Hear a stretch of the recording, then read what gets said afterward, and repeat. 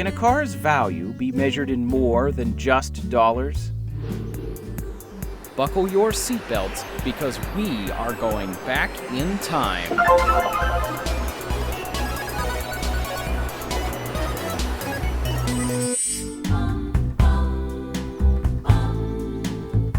You are forgiven if you don't recognize this 1962 Rambler Classic.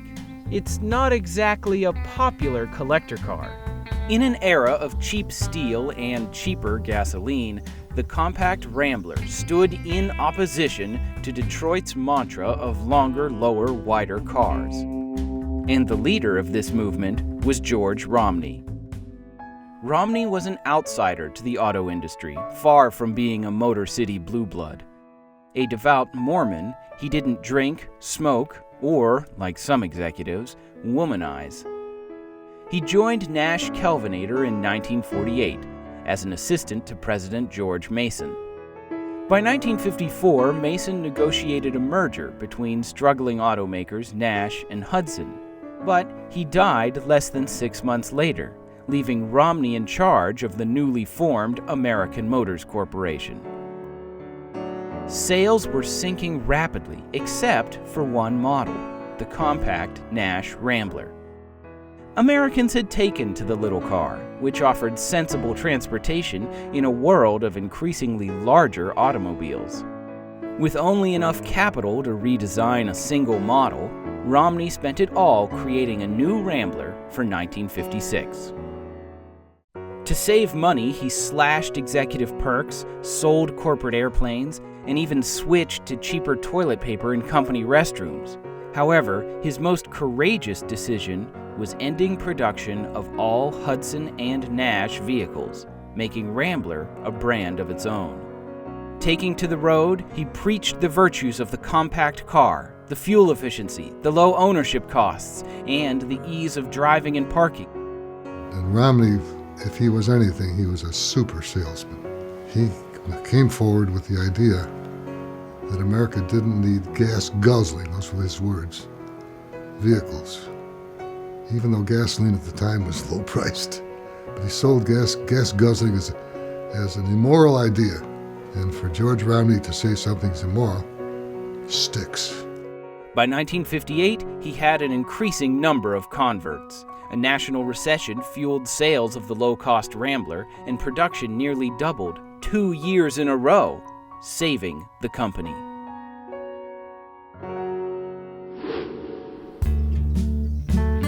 (1962) was the last run for the now 6-year-old Rambler chassis.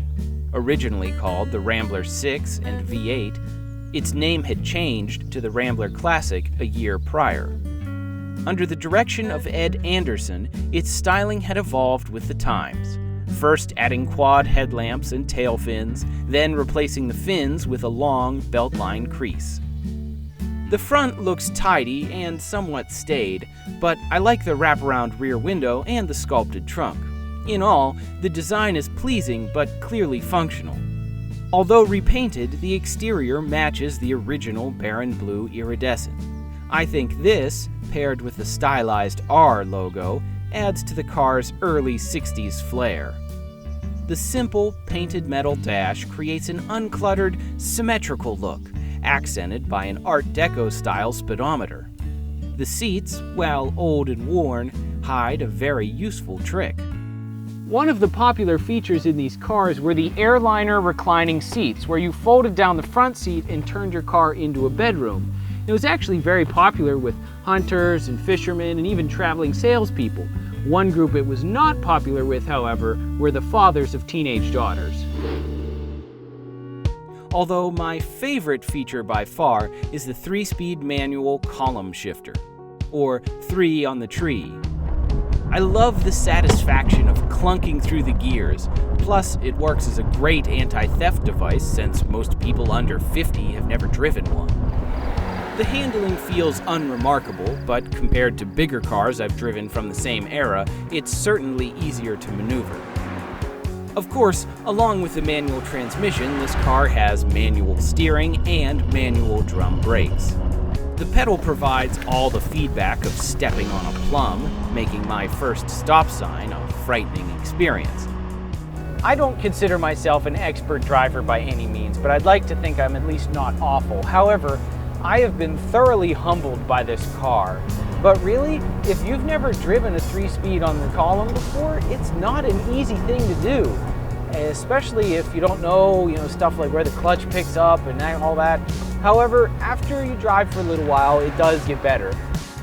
It shows just how far economy cars have evolved in the last 50 years, and just how basic this Rambler is. Naturally, American Motors sold a range of power options, engines, and body styles. Rambler also offered the smaller American and the high-end Ambassador models, giving the brand a wider appeal. A Nash-designed 3.2-liter inline-six powers the car, which is 195.6 cubic inches for you old-fashioned types. It makes a healthy 127 horsepower and made Rambler a champion in fuel economy competitions for years. George Romney, meanwhile, had become a champion himself for turning things around at American Motors.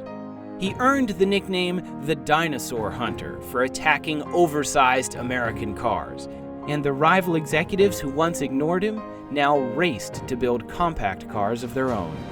Less than a decade after it became its own brand, Rambler was the third best-selling marque in the country, behind only Ford and Chevrolet. All this success came with a consequence.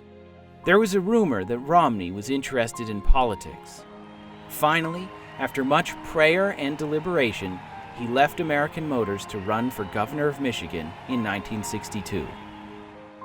He was sorely missed at AMC, which lost its edge as the competition heated up. Of course, there's no guarantee what would have happened if he had stayed. The oncoming cars from the Big Three, followed by Japanese and German imports, would have challenged even the strongest of CEOs. On paper, the Rambler succeeded by offering the comfort and quality of a larger car with lower prices and operating costs. But it also succeeded because of George Romney's missionary zeal.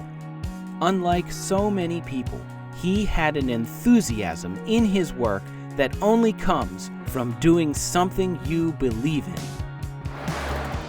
Sadly, the Rambler's virtues, its size, simplicity, and modest design, make it not a very valuable collector car, at least in terms of money. In terms of history, the Rambler Classic holds a special place.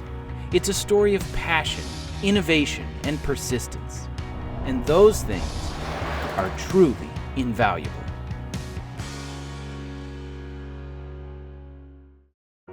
We'd like to thank Patrick Foster for providing information and images from his new book, George Romney, An American Life. For this and other automotive titles, visit oldmilfordpress.com. Distance and space, and the time it takes to get to you, when the boundaries our ambitions drew are keeping us away. Distance and space, and the questions that our answers raise. If we're miles apart or face to face, can I love you just the same? Oh, and it's cruel these days, how life won't let us live. And I thoroughly embarrassed myself today.